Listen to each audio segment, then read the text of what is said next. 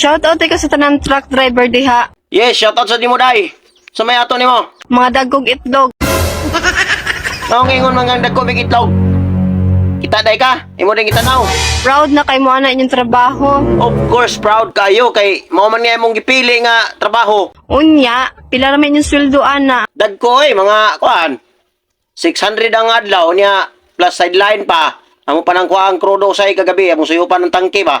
Among sideline og pamaligya. Nagana mo mga ipang deliver nga mga karga nga kuan.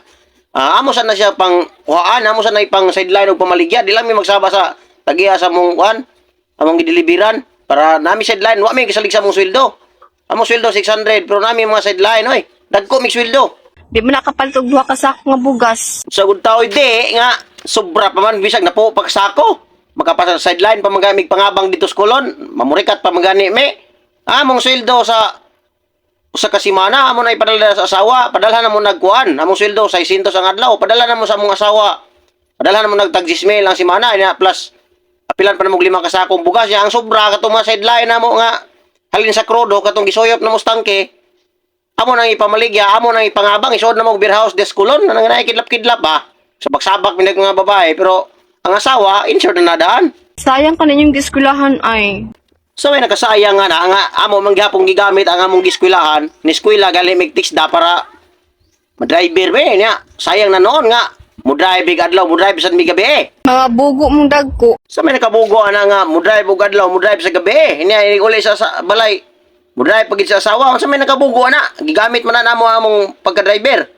Abay ginaingon nga basta driver, sweet lover mo na og nay mo sakay nga babae sa baksawa ko na namo di sa front seat niya og daghan sad mig sakay nga puro babae ni pangambyada.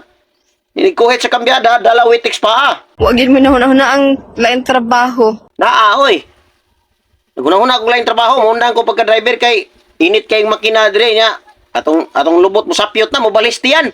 So nagplano ko nga kauna-una ko nga mabalhin kog trabaho basig magmatsudancer lang siguro ko basin daig dito ta magkakitag mas labaw pag sweldo dire sa driver. May pa magmatsudancer na lang, sayo-sayaw dito mga kuan ba. Meet me halfway. Sig madawat ta dito, undang ay kog drive kaya kuntian dako na kayo, ya akong lubot sapyot na kayo.